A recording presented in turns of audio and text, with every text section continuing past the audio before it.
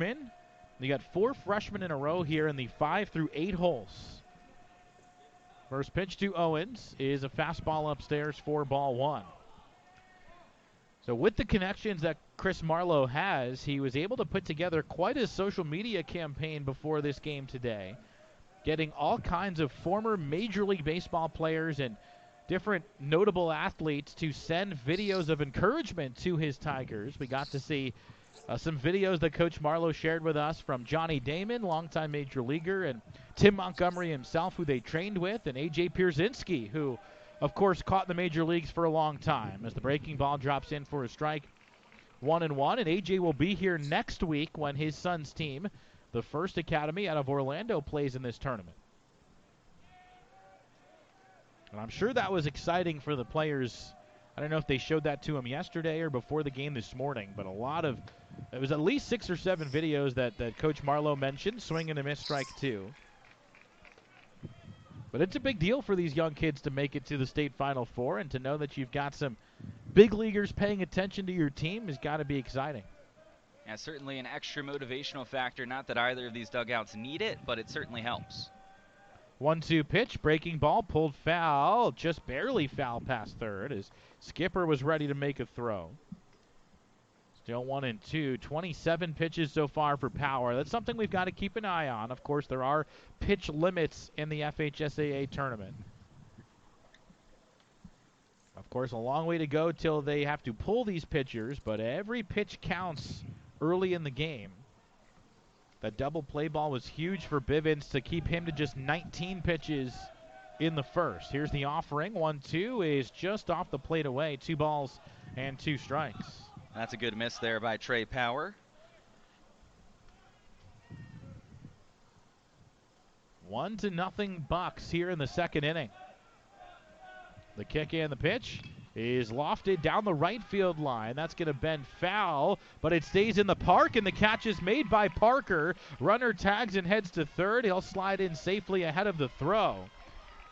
Andrew, it looked like that ball might be going out of play, but the wind brought it back for Parker to make the play. Yeah, I thought for sure that it was going to be Parker or Waits diving on top of the tarp or into the net to try and make that play. They end up making the catch on the warning track, and Parker fired a good throw over to third, but nowhere near in time to get Van Cannon, and either way, 2 outs now, so easy to let him take that extra 90 feet in that situation. You'd trade that out for the extra base. Curveball is low to Zayden Bond, the third baseman for Trenton. The pitch to him is on the outside corner, 1-1. So it looks like the home plate umpire is giving a ball or 2 off the plate as a strike, but we saw on the pitch to Owens, that ball kind of on the chalk of the lefty's batter's box. They didn't give him. Swing and a miss, strike 2. They're certainly giving the corner to the pitcher, but not anything too far off the plate. Something to keep an eye on in these tight, low-scoring semifinals where the aces go head-to-head. 1-2. Swing and a miss. Pulled the string on a changeup, and Power keeps the lead for Bozeman. 1-0 Bucks as we go to the bottom of the second on the NFHS Network. John Vitas, Andrew Pauling with you from Fort Myers, Florida. You're watching the Florida High School State Semifinals. This the 1A Rural Division. We will have the 6A semis tomorrow at 10 a.m. And after this game at 1 o'clock, it'll be our second 1A semifinal between Jay High School and Lafayette High School. Winner of that to play the winner of this, as Alex Goodwin leads off for Bozeman. And the first pitch to him is rolled right back to the mound. Bivens has it, flips it over to first, and that's out number 1. And back-to-back putouts by the freshman Bivens, who turned the 1-6-3 double play to work out of the jam in the first, and he gets a comebacker on the first pitch of the second. So picking up right where he left off on the mound. And now it's the senior catcher, Austin Purdy, who we're told has college interest despite the batting average below the Mendoza line. He is a big-time catcher behind the plate. And he loops one into the seats, foul for strike 1.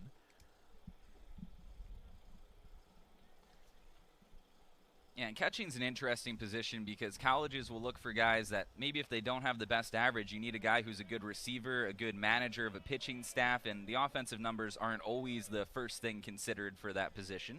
A lot of other variables. Absolutely. Purdy takes it inside for ball one.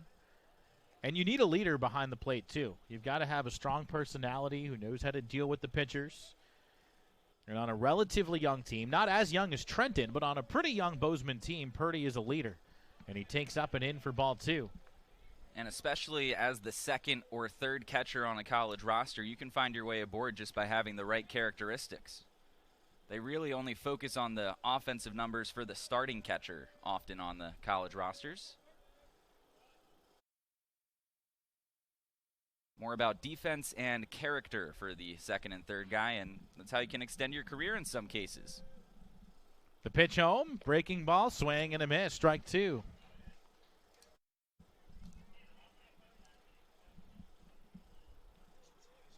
One out, nobody on, bottom of inning number two. The windup and the pitch. Sinks just low, and the count goes full on Purdy.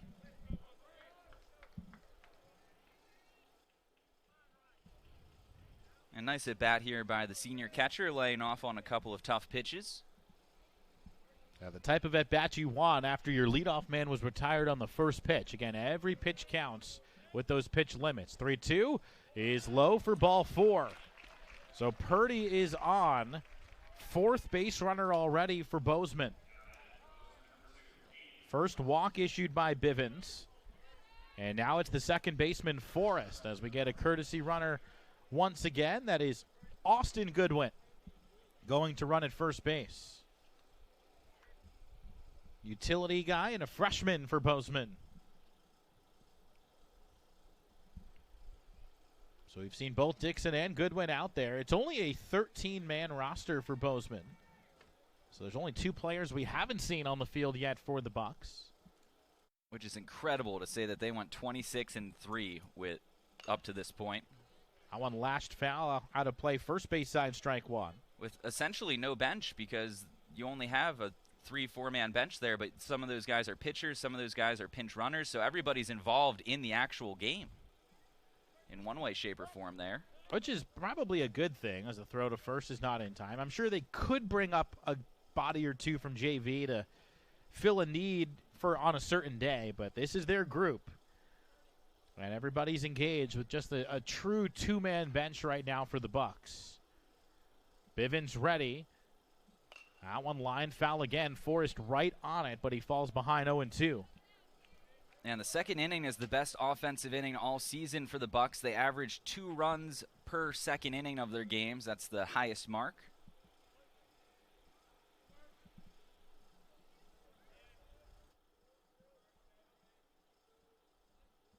Trenton looking for a ground ball to turn two. The pitch is fouled back. Still 0-2 on Forrest.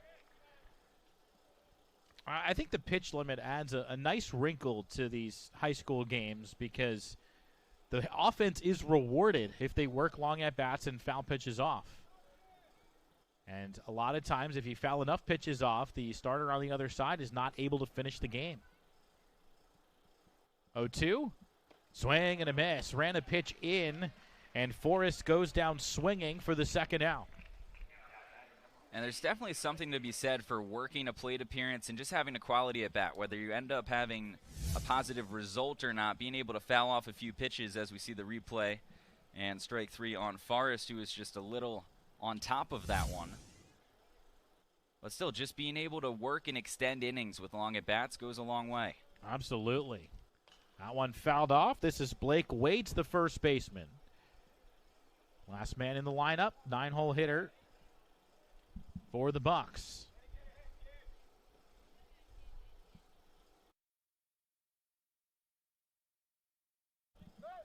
Pickoff move to first, and Goodwin dives back in head first.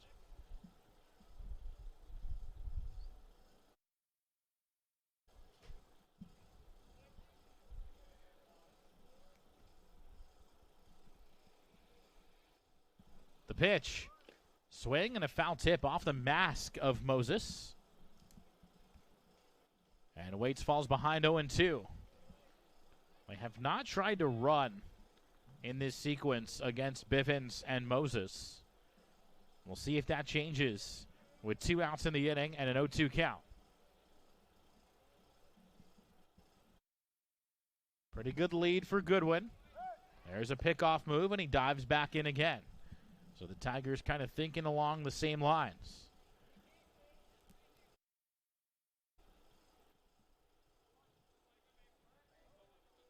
The pitch lofted high in the air and foul over the first base dugout. Still 0-2. And just extending at-bats like Forrest did before. Now Waits fouling off a couple of tough pitches with 2 strikes.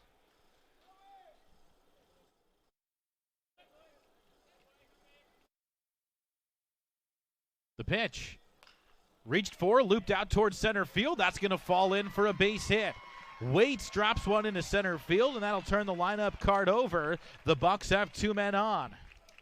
And that's where fouling off pitches with 2 strikes is so important, to be able to shorten up and extend the plate appearance instead of just sticking with your approach that got you down in the hole 0-2 to begin with, as he's able to muscle one into shallow center field.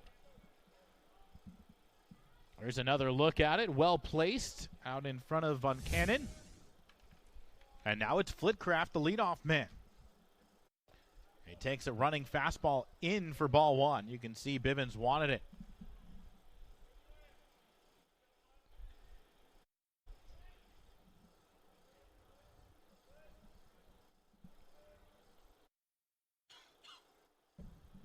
Here's the pitch. And it drops in but high, ball 2. And we've seen that called a few times today, so interesting to see that one laid off of there, both by the batter and the home plate umpire. A near miss for Bivens. Ready with a 2-0. And it's inside, ball 3. You've got Skipper on deck, who's a 400 hitter. Bozeman mounting something here in the second inning, already up 1-0.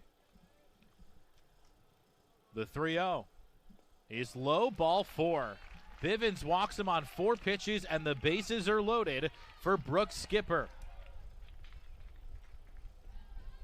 And 2 walks and the bloop single to load the bases, and this is right the part of the lineup where you want to be if you're Bozeman. 2, 3, and 4 coming up with 2 outs in this inning, but at least you'll have Skipper getting a chance here.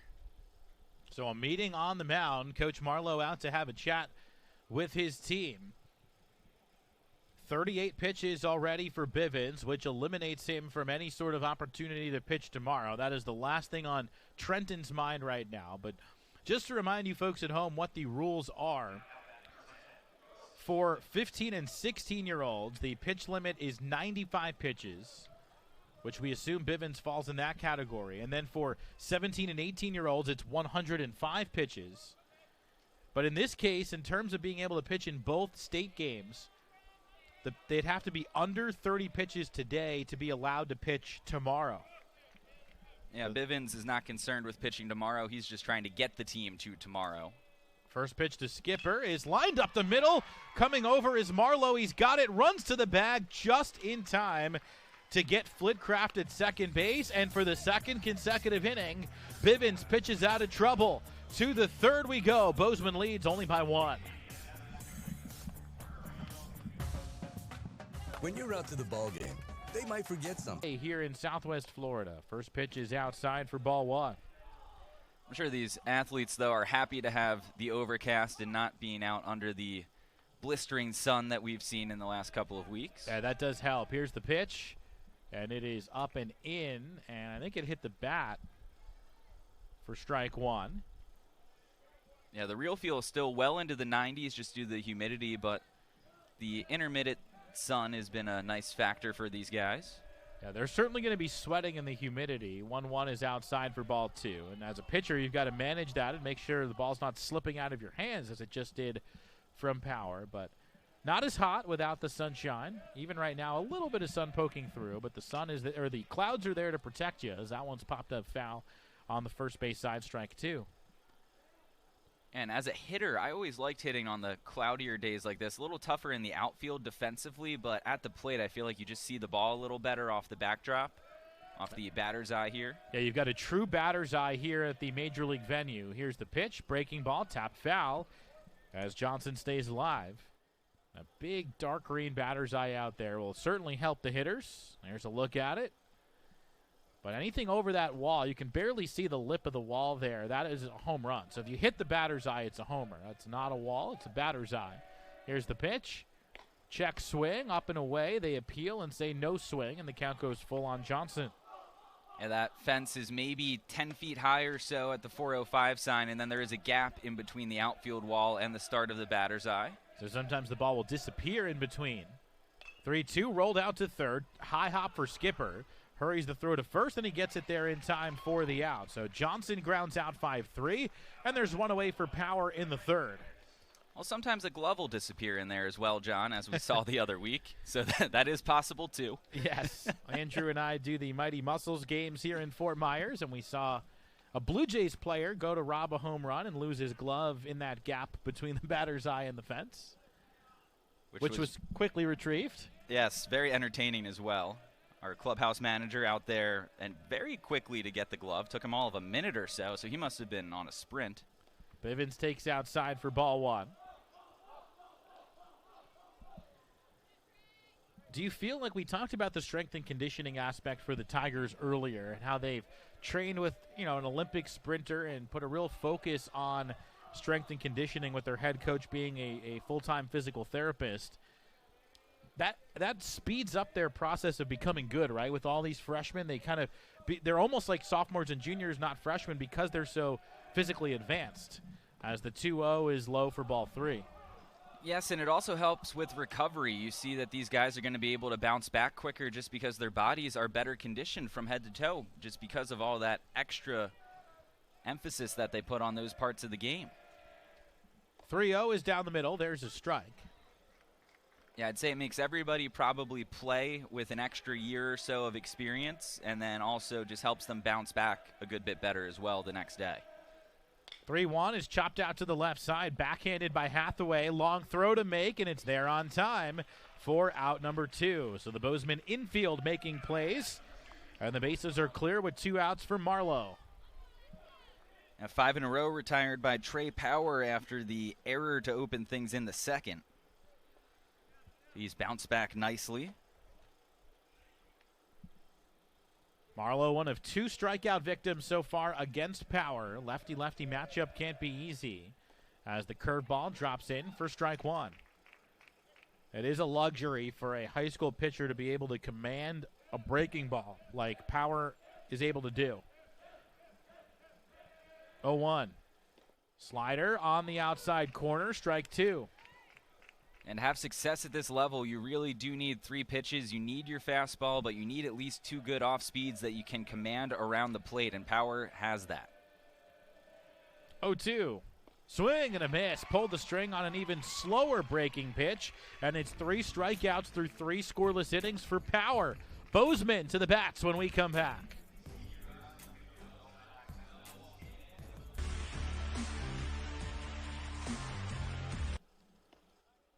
And it's inside to even up the count. It'll be Power and Hathaway to follow. This is the heart of the Bozeman lineup.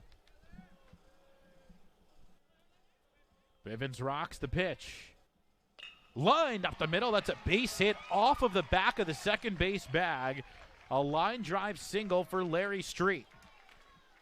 And very rare that you see a ball skip off the bag like that. Normally it hits the bag and pops up, but that just caught the tail part of second base. That corner that's closest to center field. So now the top 4 hitters in the Bozeman lineup all have base hits against Bivens. 5 hits already for the Bucks. And now it's Trey Power who takes one low for a ball. This is a spot, Andrew, where we might see bunting in this tournament. Not the case here with Power, the cleanup man, but some teams would bunt in this spot. Already up by 1, leadoff man on.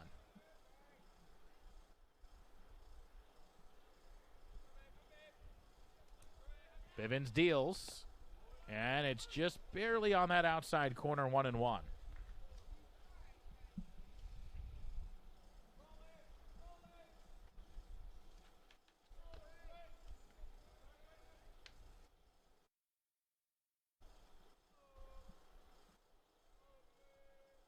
The pitch. Curveball. Power takes a big cut and fouls it off. Strike two.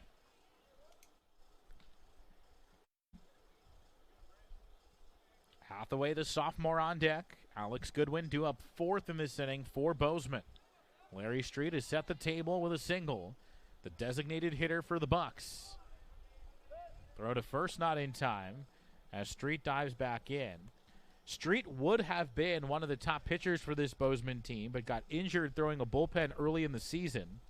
So he has been relegated to designated hitter duties this year, and he's been very productive in that role, as there's a strike on the outside corner. Power down looking, and he can only hope that he gets that call on the other side. Well, just based on what we've seen, there's only 3 left-handed batters between these two lineups, but there's also a pair of backwards Ks to those lefties. The zone's been a little bigger to the lefties, especially on the pitches away like this one here as we see the replay. That's a ball off the plate or so, and especially with lefties in the box, you're going to try to capitalize on that pitch. This one bunted third base side, barehanded by Bivens. Throw to first on time. So they do bunt with one out as Hathaway advances Street to second, and it's all left to Goodwin here in the third inning. And you'd imagine that might have been an attempt at a bunt single there from Hathaway, more so than a straight sacrifice, although that's what it'll go down in the scorebook, as he tried to push it to third, but I think just left it a little too close to the mound from where he was trying to locate there. And there is Goodwin. This inning rides on him. Man in scoring position, 2 outs. First pitch is a strike at the knees, 0-1.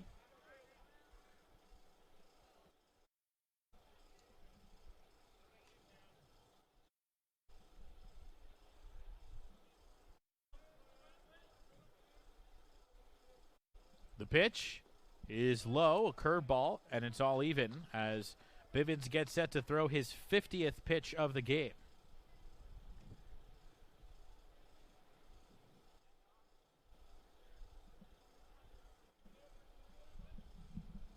A look at second.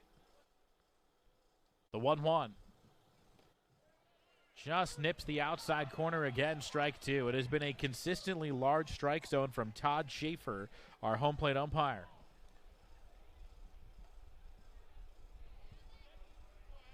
Shortstop Marlowe playing right behind the lead runner, Street.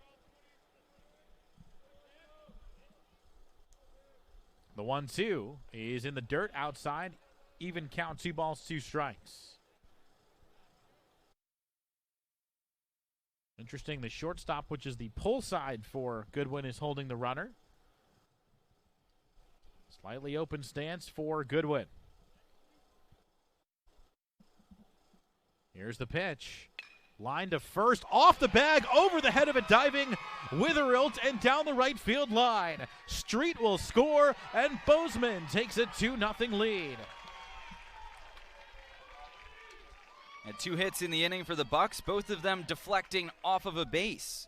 As Street led off with a single off of second base, and then a big hop there on the ball from Goodman off of the first base bag.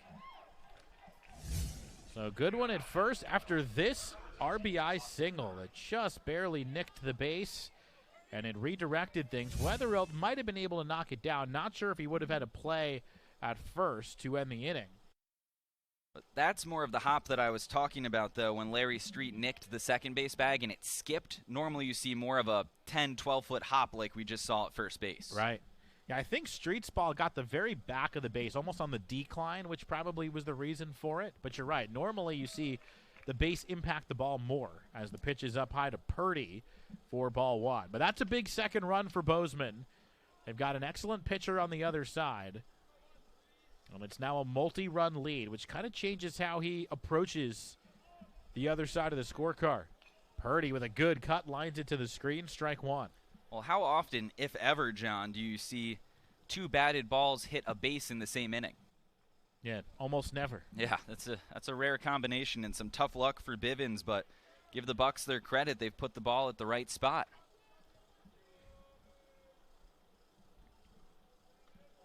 Purdy stares in. The runner takes his lead. That's Alex Goodwin. The pitch in the dirt, smothered by Moses.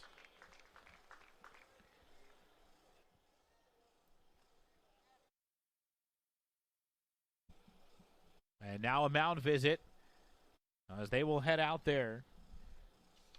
Bivens has been their number one, but they've got Van Cannon and Owens available. Coach Marlowe has been a leader in trying to make sure pitchers stay healthy.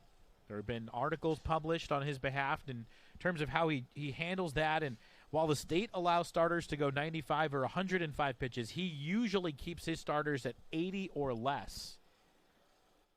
Especially this year's team with so many young arms. Brandt is just a freshman. Mason a freshman as well. Their number 2 starter.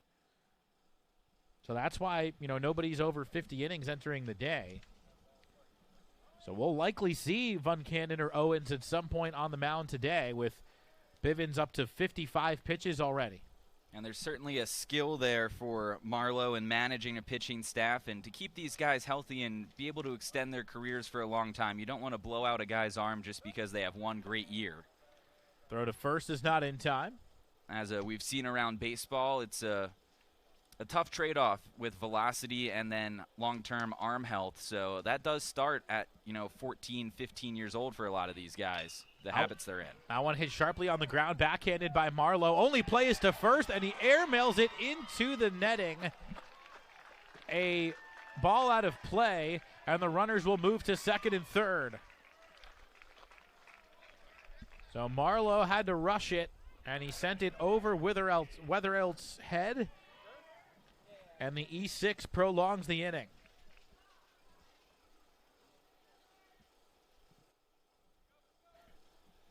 And now Forrest can double the lead with a base hit as we get another look.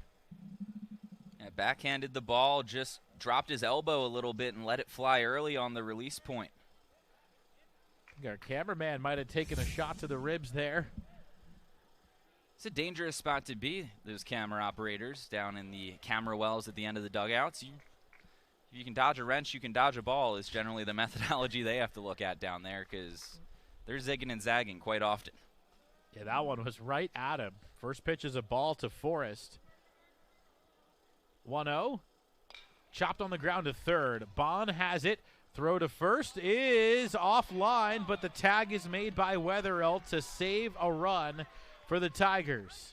Shaky infield defense, but they get through it with only the one run of damage to the fourth in our 1A semifinal.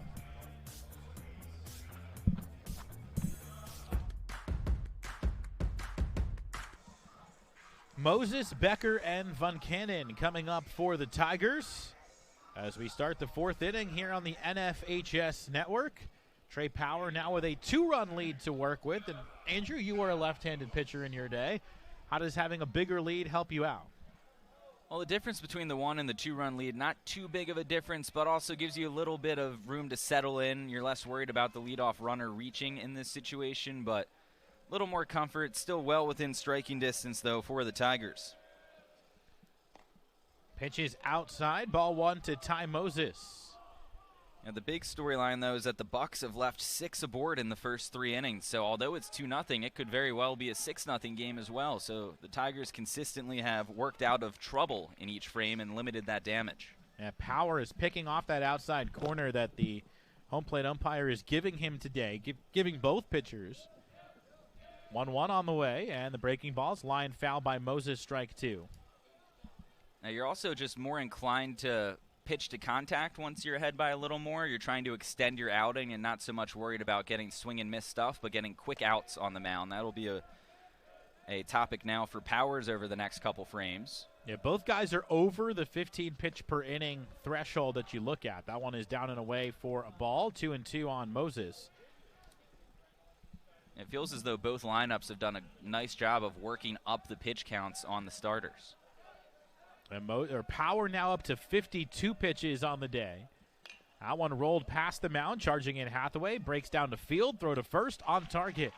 Moses grounds out, and there's one down for Power. Lots of balls in play in this game as well. These are not your typical swing and miss type of aces.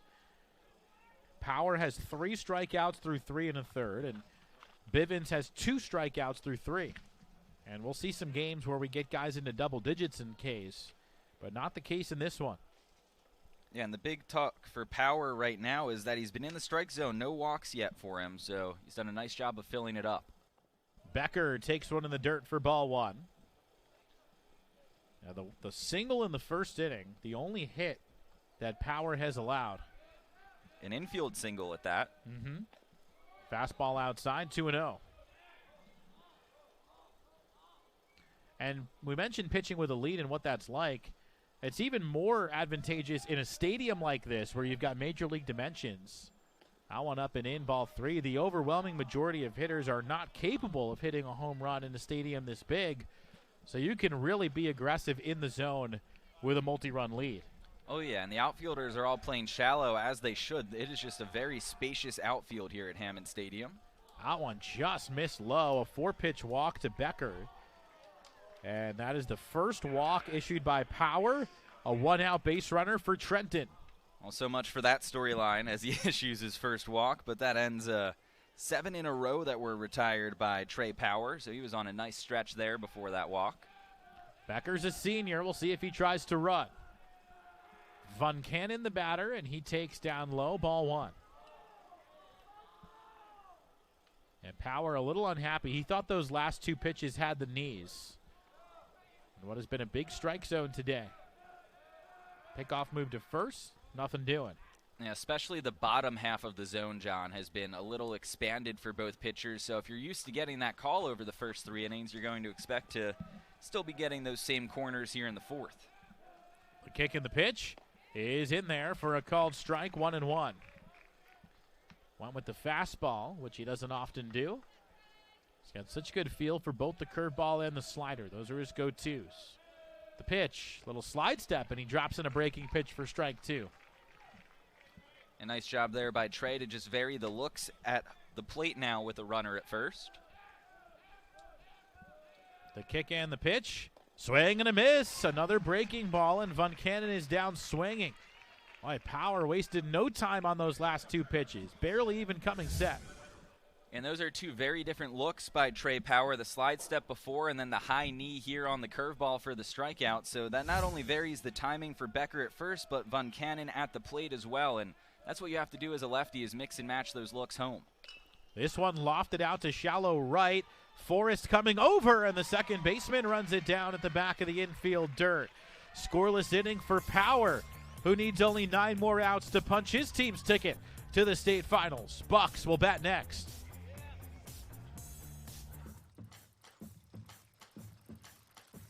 The best fishing spots hook your heart and reel you back again and again and again. Whether the bucket mouths are biting or the tall tails are flowing, it's always a good time. Anyone, anywhere can get fishing for less. Have fun out there. What rhymes with great? Participate. Where does greatness start? Here, in the classroom. On the stage. In the pool. On the field. Where will your greatness take you? To better grades. To more friends. Yeah! Be great. Participate.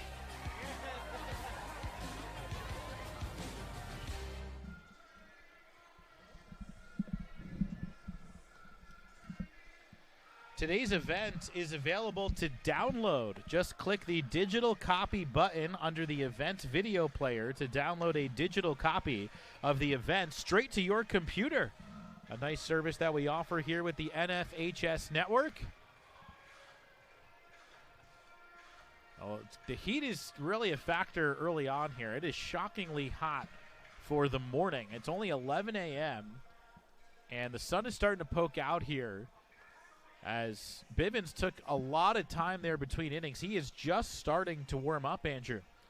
Yeah, that was interesting. He was the last man out of the dugout. He walked out to the mound, not with the energy we saw the first 3 innings, so probably a little bit overheated just based on what we've seen at this moment. Yeah, the sun is poking through. It's off to the right side of the stadium, first base side right now, but it's only getting hotter, and it's only going to be tougher conditions for the teams playing in the mid-game days or the midday game, which is at 1 o'clock today, they're going to probably have it the worst as far as sun conditions go. But for Bivens, at this point in your start, I'd be less worried about the warm-up pitches, maybe even take 1 or 2 of those away and just try to reserve what you have left in the tank to get another maybe 2 innings in this outing. Yeah, the real feel is in the mid-90s right now with the humidity.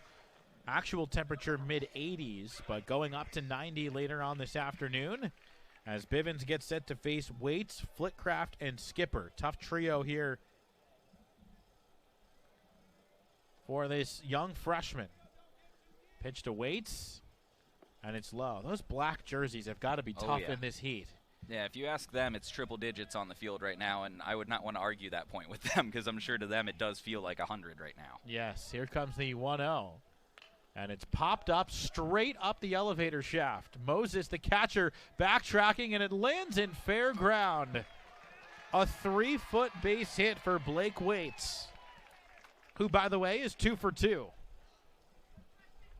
And that's one way to get your second hit of the game, as Moses never had a good read at it. Bivens didn't do much to help him out, and that's a helpless feeling there as a catcher. But to wrap the point on the Tiger jerseys, black pants, black jerseys, Florida sun are a brutal combination as far as keeping your core temperature down. So these guys are probably dumping cold water on their hats in the dugout and doing any little trick that they can to try to just keep their cores down. Now it's Flitcraft with 1 out and 1 on. From the stretch, the pitch is fouled back, strike 1. There's really not much relief during these games. They generally are kind of stuck in those dugouts. They do have one giant fan down there provided by the Twins in Lee County that will keep the air moving in the dugout. So that does help a little bit. Obviously, you can get some shade on the bench in those dugouts as well. The 0-1. Foul back, strike 2. You can also go down into the tunnels behind the dugout, but those are not air conditioned. So you can get out of the sun, you just can't get out of the humidity. There's no way to get to any AC down there. And if you look at both dugouts, we just had a shot of the first base dugout. Both teams are fully up on the railing, so it's not as though anyone's taking advantage of the shade, because why would you want to do that? You want to be on the top step supporting your team right now. So even if you're not in the game, you're in the heat at this moment. Yeah, the other thing to remember, too, is that these teams are from the northern half of Florida. So it's still warm there, of course, but this time of year, playing baseball February, March, April, it's pretty darn comfortable up in the Panhandle this time of year. 1-2 is roped into left field, a base hit. Flitcraft has himself his second hit of the day, and the first 2 Bucks are on base. It's now 3 of the first 4 innings. The leadoff batter has reached for Bozeman, and Flitcraft leading the way at the top of the lineup. He's reached in all 3 plate appearances. And the table is set as Coach Patton is coming over to talk to his leader, Brooks Skipper. We may see a bunt here. But just to tie the bow on that point, Panama City Beach, Gainesville area, right on the coast, in April and May, it's not quite as hot. This is really our hottest week, or at least our most humid week that we've had here in Fort Myers as well. Like we said at the beginning of the broadcast, it's been a really dry, really comfortable February, March, April, but it is starting to ratchet up as it typically does this time of year here in mid-May. First pitch to Skipper is inside, ball 1. Tigers have the corners pinched in. Middle will try and turn 2 with runners at first and second and nobody out. And the Tiger bench signaling no doubles to their outfield, trying to get everyone to step back a pace or 2 against Skipper. It's probably as deep as we've seen the outfielders today. Especially Owens in right field. He is really deep the other way. Yeah, right field is where they typically play the most shallow. Pitch in the dirt. Good block by Moses. And we mentioned how Coach Marlowe likes to keep his starters right around 80 pitches. He rarely lets them get to 90. And Bivens now is at 66, so he is starting to get to the end. The 2-0 is a fastball down and in, ball 3.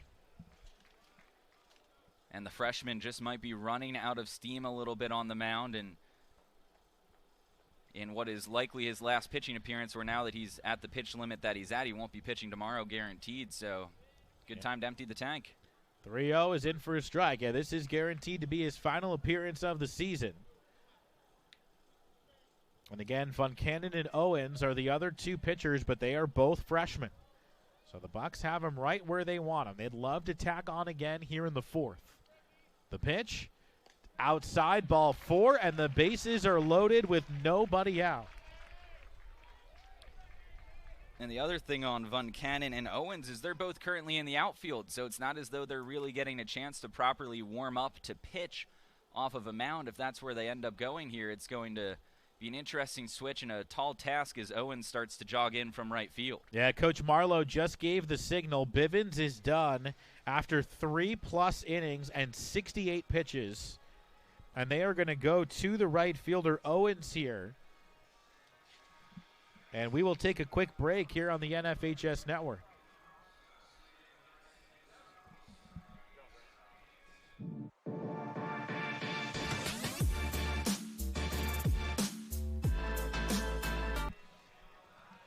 Is the leader in online education for the... You are watching live coverage of the FHSAA Baseball Championships on the NFHS Network. NFHSnetwork.com/FHSAA is your destination for the most comprehensive coverage of Florida high school playoff action.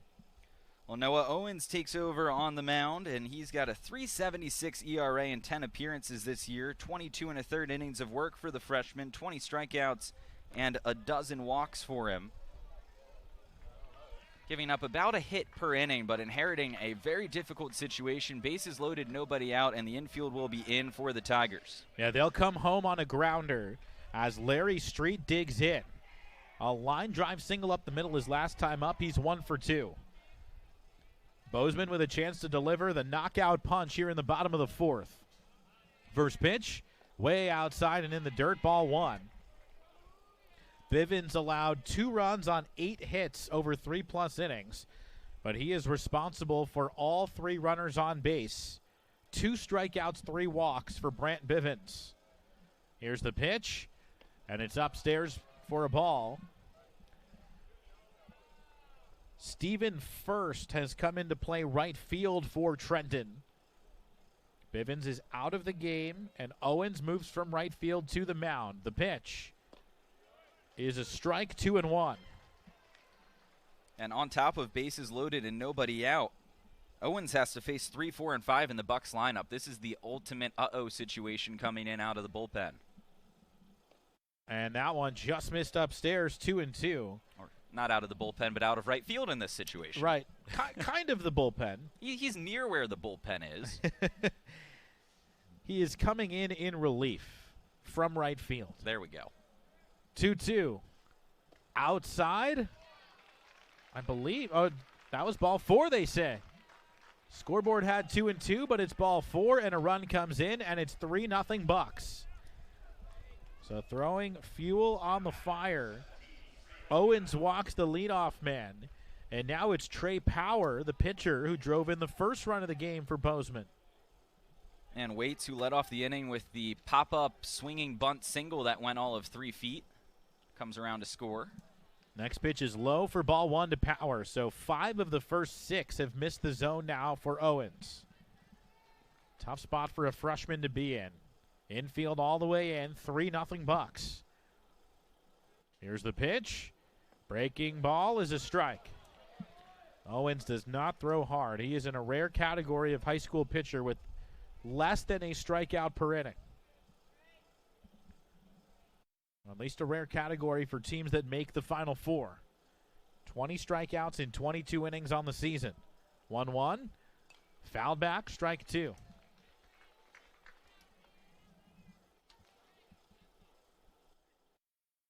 .376 ERA on the year for Owens. Outfield has come in and left. Johnson playing very shallow. The pitch, pulled on the ground to first, backhanded by Wetherill, comes home and they get the out. Great hustle by Flitcraft, who almost beat that out, but it is a 3-2 fielder's choice for a huge first out for the Tigers. Yeah, Zach out at home plate there, and for Wetherill, that was a tough backhanded play. The throw was a little high, but Moses was able to hold the bag, and especially at home, you don't want to deliver a high throw to the catcher. That's the ball they struggle with the most, trying to receive on those plays. You want to go chest or belt high there and give them a chance to extend like a first baseman to go and make the catch. So now it's Lane Hathaway, the shortstop, and he gets hit, plunked in the back with a pitch, and it'll be 4-0 Bozeman. There's an RBI the hard way for Hathaway, who gladly takes it. That run charged to Bivens, and the Bucks have scored 2 in this inning. There's another look. Nothing he could do to get out of the way. Caught him in the upper back, right shoulder area. And now Goodwin steps in. 7th man to bat in the inning. 1 out, bases loaded. And he takes up high, ball 1. Yeah, not one that you want to get out of the bases, or get out of the way of with the bases loaded. You'll gladly stay in there and take that pitch to help the team and get another run across and pass the baton to the next guy. Here's the pitch, and it's a strike. Bell tie fastball, 1-1. 4-0 Bucks now. We're in the 4th inning. Only 9 outs left to work with on the other side for Trenton. This one drilled down the right field line, but bending out of play. Strike 2. And there is another pitcher already warming in the bullpen for the Tigers. Actually in the bullpen this time. Yes. Although Owens may have tossed in between innings in right field, which I'd say is likely what happened because there was action in their bullpen earlier on, so he may have just jogged right in from right field to the bullpen to get a couple tosses in. So obviously Von Cannon would not be the next guy in because he is in center field right now. He's their number 2 starter, who I would assume would get the start tomorrow if they can come back. 1-2 is way high. That one slipped out of the hand of Owens, and the count is even, 2-2. They've got a slightly larger bench than Bozeman, but still only 6 non-starters on the roster for the Tigers. As that pitch is outside, 3-2. At full count with nowhere to put him, so you've got to be in swing mode right now if you're Goodman, because you know that Owens is going to try to toss one over the heart of the plate here.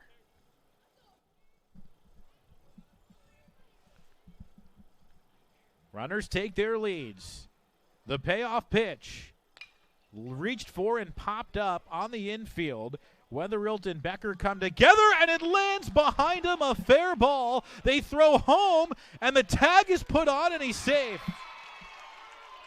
Really close play. Moses was not holding home plate. And you can see Coach Marlowe with his arms out asking for an infield fly rule. It did land on the dirt, but it looked like neither infielder ever had a beat on it. And that's the second infield pop-up that has landed this inning. The whole thing started with Blake Waits, who had the pop-up near home plate that landed 3 feet in fair territory in between Moses and Bivens at the time. So a lot of tough luck here as the Bucks are starting to blow this one open. It's 5-0 now. Coach Marlowe furious. You can see he has 2 beefs there. He wanted the infield fly on the pop-up, which is an automatic out, and then he wanted the play at the plate, which I thought the tag might have gotten the thigh before the cleat touched the plate. It was a bang-bang play, but Moses has to be on home plate there. He did not look down to find the plate. Yeah, and that's going to be a force play at the plate too, so not really even worried about the tag. If he had just played it like a first baseman and been able to stretch off the plate, they definitely would have had the out. And very surprising that there was no slide there by Street as well, but I guess with the force, he was just trying to run right through the bag as quick as he could. And we assume that'll go in the books as an RBI single for Goodwin. And now it's Purdy with the bases still loaded and still only 1 out. There was a nice look at it. Really tough to call at home plate. It's 5-0 as Purdy takes one on the corner for strike 1. A Goodwin now 2 for 3 with a pair of RBI singles, having himself a fine day at the plate. Here's the pitch, and it's outside. Now on that infield fly, it certainly was on the infield, but you've got to have a beat on it. If there's a chance that it drops in, they're not supposed to call infield fly. If it's discombobulated like that play was with 2 infielders converging and neither ever really establishing that they were under the ball. Right. Pitch is low for ball 2. Because the point of the rule is to protect the base runner so that they don't get doubled up if the infielder intentionally lets the ball drop. But to do that, you've got to be camped under it, and I don't think they were. But I think they might have a bigger beef on the call at home plate. Here's the 2-1, and it's fouled back, strike 2. And that's just such a tough play when the first baseman's playing in like that because he has to go over the shoulder for it. Second baseman Becker was already up the middle, so he had a long way to go. And really by having the corners in with that force at home, that's what created that little area for it to drop in on the edge of the dirt. Yeah, great call. Both guys, that was harder than it should have been based on the location of the pop-up. That one hit on the ground left side. That's going to get through. Everybody up a base. It's an RBI single for Austin Purdy. Now they back pick to second, and the runner is out. Not sure where Goodwin was going as he is thrown out at second base. Bozeman does tack on another run, though, and it's now 6-0 Bucks.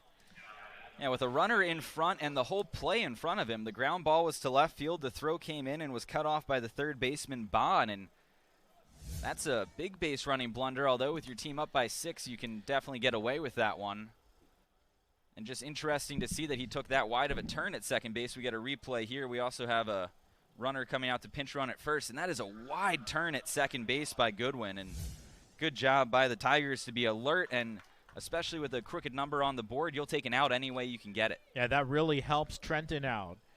So Alex Goodwin is thrown out at second. Austin Goodwin comes in to run at first for the catcher Purdy as the pitch is in for a strike to Aiden Forrest. So a 4 spot here in the 4th for the Bucks. They lead 6-0 now with 2 outs in the inning and runners at the corners. The 0-1. Swing and a foul ball. Line back to the screen. Strike 2. Forrest is 0 for 2, but he has lined a number of foul balls in his at-bats today. 9th man to hit in the inning for the Bucks.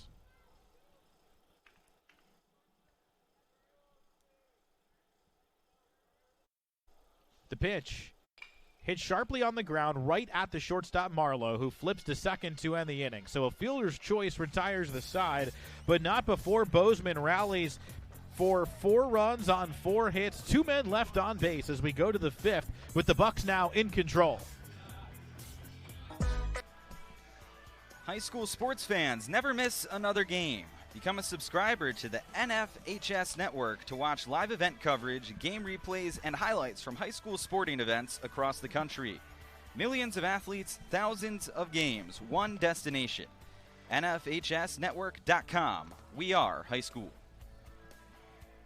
We start the 5th inning here on the NFHS network with Trey Power back to the mound, and he has been terrific so far as advertised. Only 1 hit allowed through 4 scoreless innings, and his team just put up 4 in the 4th to take a 6-0 lead. It'll be Noah Owens, who is now the pitcher, to lead it off.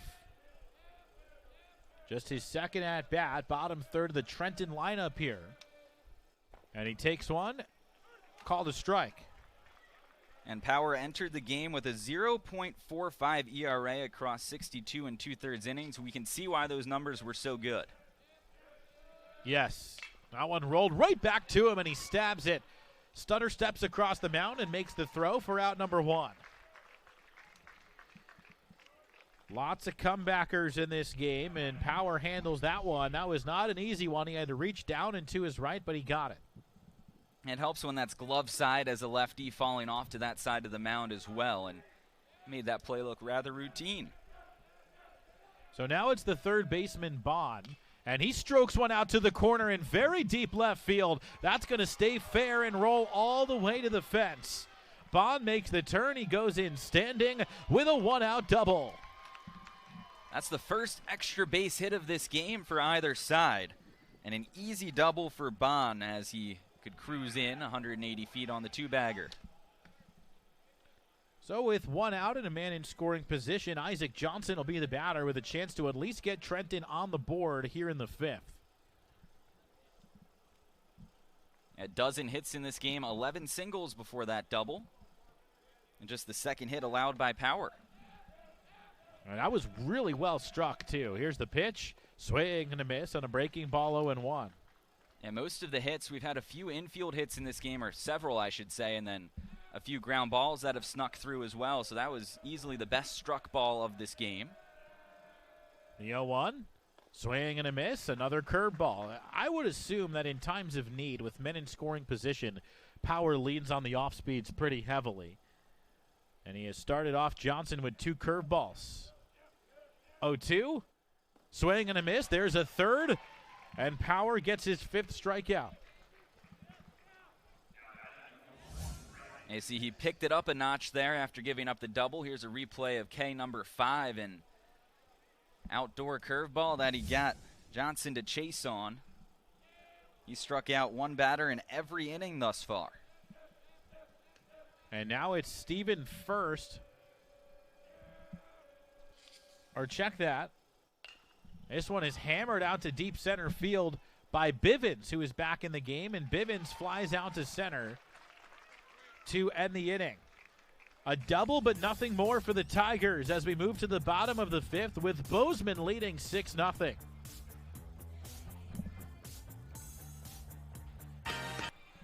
John Vitas, Andrew Pauling with you on the NFHS Network. You can see that breeze blowing briskly out to right now. It was blowing a little bit more out to left when we started, but it is one of those days, one of those overcast, muggy days here in Southwest Florida. And even though all these teams in this tournament are from Florida, like we mentioned earlier, the humidity is not quite this high in northern Florida where these teams are from.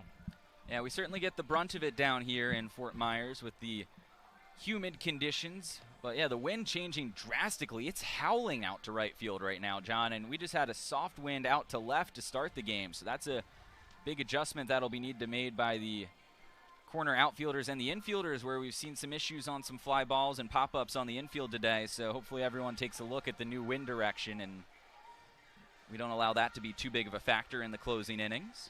Yeah, we saw the Tigers drop a couple of pop-ups in this game. Not sure how big of a factor the wind was. The second one was more of a communication issue. The first one, the catcher was the closest to it, and Moses just couldn't find it. There was a little bit of a delay there. Moses was a little slow coming out of the dugout. These players are taking their time between innings getting out to their positions, most likely because of the heat. As Blake Waits leads it off, he's 2 for 2 for Bozeman out of the 9-hole today. And he takes one outside from Noah Owens, who is back out for his first clean inning after getting all 3 outs in the 4th. Yeah, certainly managing the heat is part of the game management strategy for both teams today. As the pitch is low there, and now it feels like really the first time today where the sun is fully shining. And that's only going to make it hotter for these young athletes. The 2-0 is a strike. And our next game, which will start at 1 o'clock, about an hour and a half from now, between Jay and Lafayette, they are practicing right now on the backfield, so they are going to have to deal with 5 or 6 straight hours in this heat. That one rolled out to shortstop. 3 hops to Marlowe, who bobbles it, and everybody's safe. And that is actually Bivens, who is out at shortstop now. I beg your pardon. Trying to keep track of all these changes. We mentioned first is in right field, but Bivens now is at shortstop. And he just booted this one. Interesting how that happens is we had them both in the number 1 spot in the lineup card there, and we were assuming that Bivens was DHing and first was just in right field defensively. Ball 1 to Flitcraft. Yeah, so we're not quite sure where Marlowe is now, number 2. But Andrew's got the specs out. We'll find out soon enough. That one over the head of the batter into the backstop, and Waits will take second base.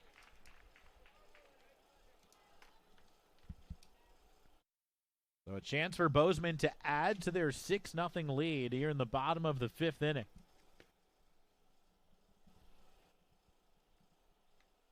Well, Marlowe is definitely in the dugout, but the lineup construction is where the big question is now.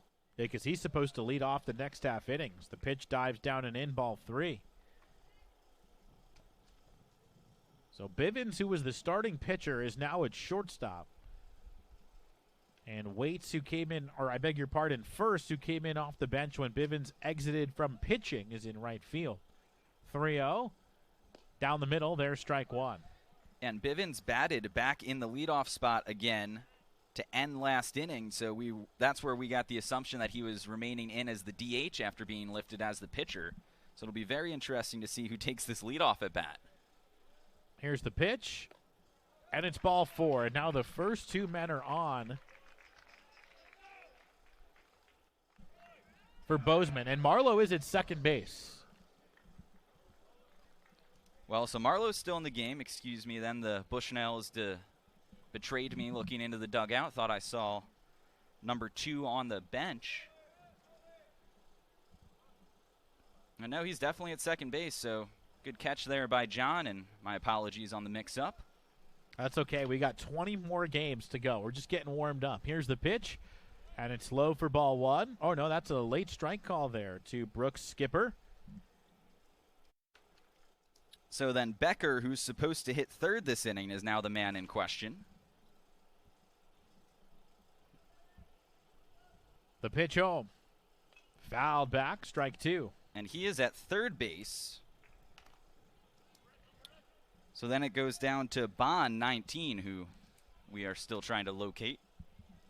And he is definitely on the dugout. He's at the top step, so I can confirm that one with accuracy. So Bond is out. And the infield does a full musical chairs. 0-2. Behind the batter. Ball 1.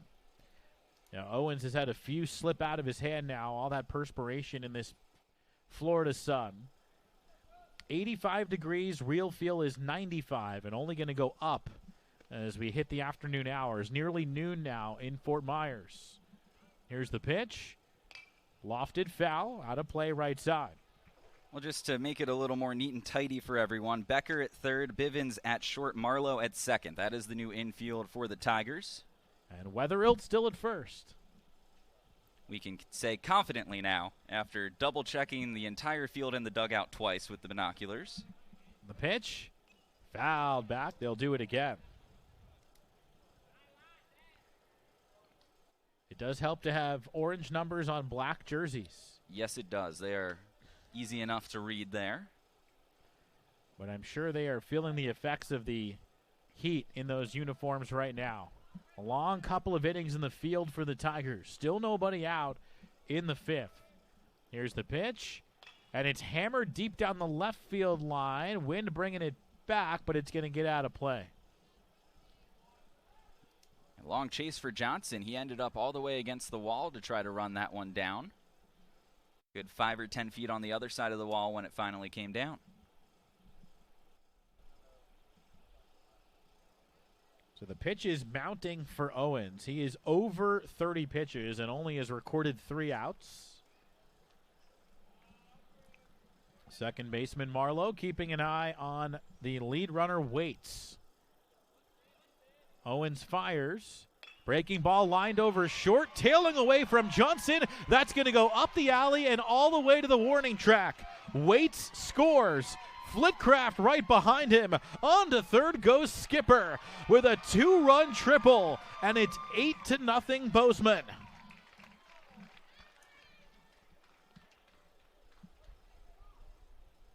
The first run will be unearned, but Skipper delivers his second hit of the game, and that's going to be it for Noah Owens as you get another look at the knockout punch for the Bucks. And the 2-run triple into the alleyway in left center, and with the outfielders both playing shallow, that's an easy triple there as the junior third baseman hustled around the bags.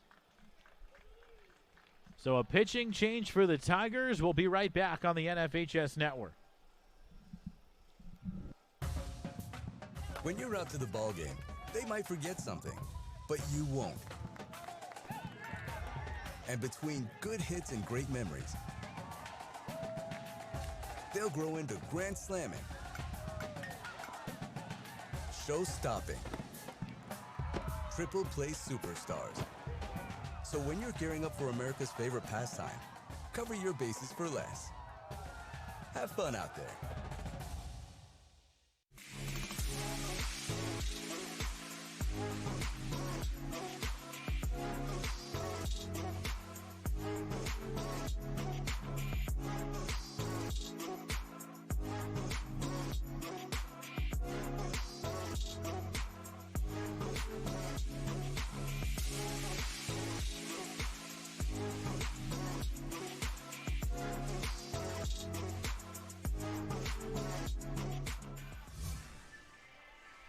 That is Alec Fott, the new pitcher for Trenton, a 5'7" sophomore. Now, Fought 2 appearances this season. He's thrown just an inning and a third this year, so very tough situation to inherit here. He's faced just 5 batters on the year, 1 hit, 1 walk, no strikeouts for him. We want to remind you that today's game is also available for all subscribers via the NFHS Network Live mobile app for Apple and Android devices. Download the app from the Apple App Store or Google Play Store today to start watching live games wherever you are. Larry Street will be the batter for Bozeman, and now we're entering Mercy Rule territory. It is 8-0 Bozeman with nobody out in the 5th. The Bucks just need to get to a 10-run lead to potentially walk this game off in 5 innings. And they have 3, 4, and 5 coming up with a runner at third, 2 runs already in the frame. And Bozeman, the offense has been so consistent. They've had the leadoff man reach in 4 out of 5 innings. They've scored in 4 out of the 5 as well. And the only time they didn't score was when they left the bases loaded in the 2nd. So here is Street with a man at third and nobody out. Fought delivers, and it is a strike. So Bivens, the starter, was charged with 5 runs. Owens is charged with 3 runs in 1 inning. The error did not help, so at least one of the runs will be unearned against Owens. A 1 is outside. Right now it's 3 runs, 1 of them earned, but it could become 2 if there's a base hit here from Street. 8-0 Bozeman in our first of 2 1A semifinals. The pitch, outside, ball 2.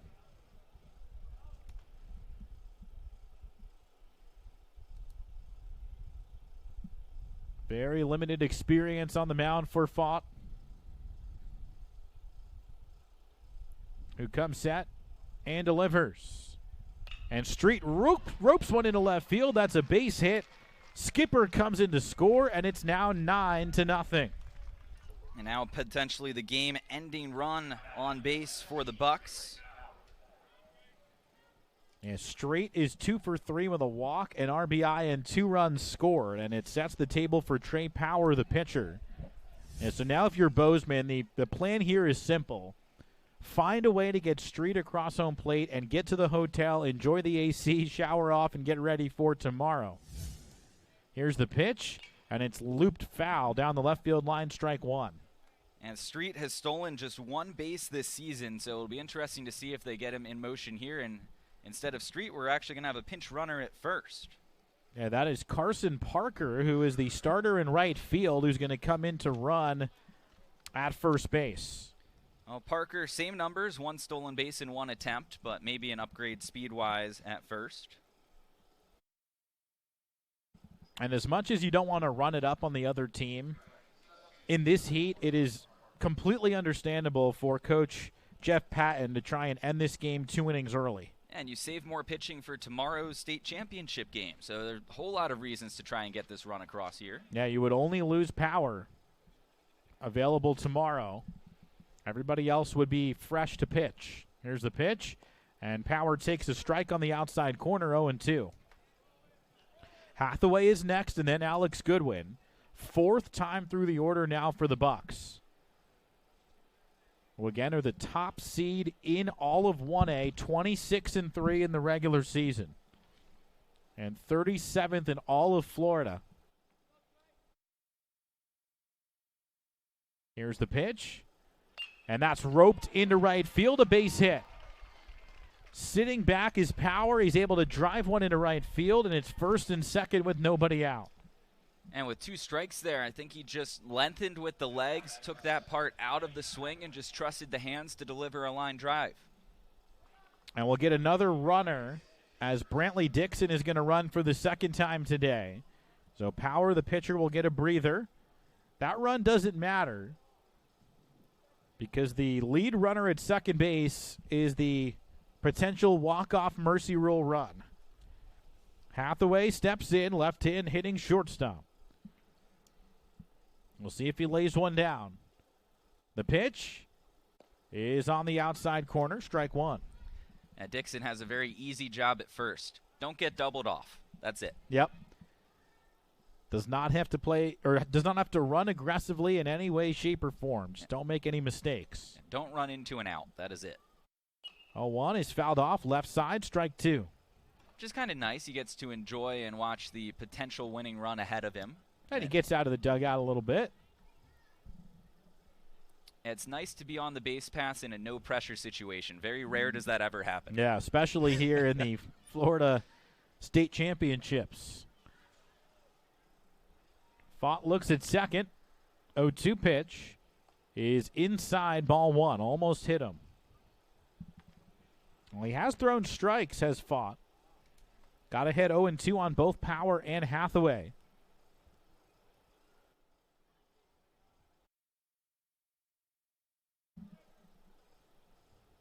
Here's the pitch. Hit down the line. That is just foul. Maybe a foot wide of the chalk at first base. Would have ended the game, but instead it remains 1-2 on Hathaway.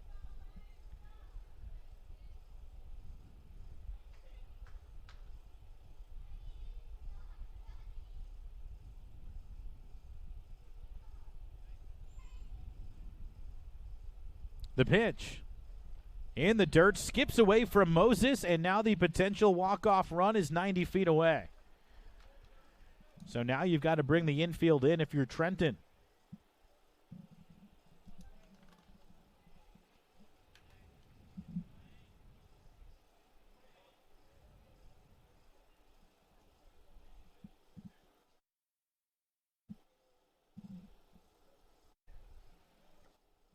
Middle actually is staying back here as the pitch comes in, and it's fouled back. So they may not be worried about the mercy rule. Just trying to get an out up the middle. Corners are even with the bags.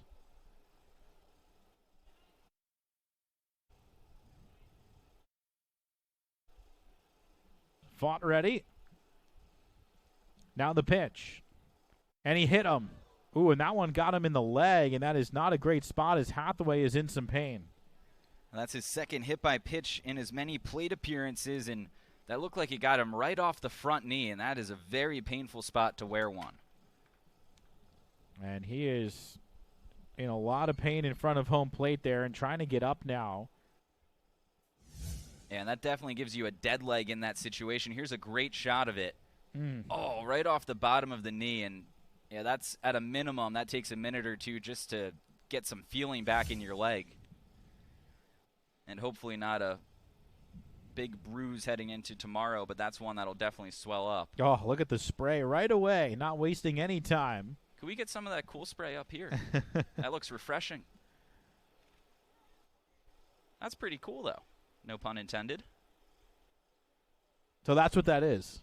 That's my best guess, is that it is some type of icy hot spray, something of that nature, just to limit the swelling there and numb it up for a minute, although there's going to be a pinch runner at first anyhow. Yeah, Hathaway is going to come out of the game, and Gage Hormilla will come in to run it first.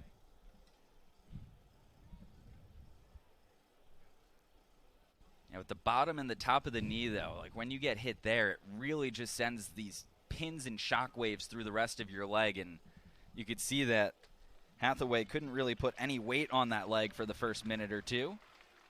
And now he's going to first. I guess he has to touch the base, and now he'll come out. So just get some walking in down that line, and Hormilla will run it first. Another low-pressure pinch running situation. Yep, again, he's got the same responsibility of power at second base. Don't make an out right now. Let the guy at third score. And we've got a defensive change coming, actually a couple changes. Noah Meyer is going to come in to play left field, and Logan Marlowe is going to go out to right field, an 8th grader. So just getting their names in the books here in the Florida High School Championships.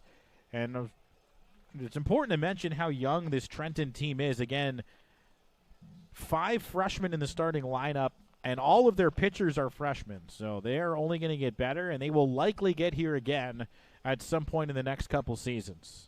It's nice to have such a young core that you know now you can rely on these guys to build and grow as a group over the next 2 or 3 years, and then hopefully playing in college and beyond after that for a few of these guys. And definitely good to just get your feet wet here, even if it is a lost inning, to just get your name on the box score and get a little bit of experience on a professional field. This is probably the nicest surface that any of these guys have played a game on, and good to be able to get in between the lines a little bit. Absolutely. So bases loaded, nobody out. If the runner from third scores, this game is over. The batter is Alex Goodwin, the left fielder. Infield now does come in for the Tigers. First pitch is a strike at the knees, 0-1.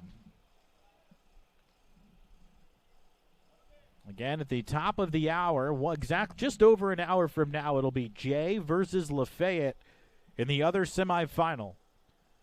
0-1 is in there for strike 2. So now Goodwin has to take that bat off his shoulder, try and put something in play to score the run.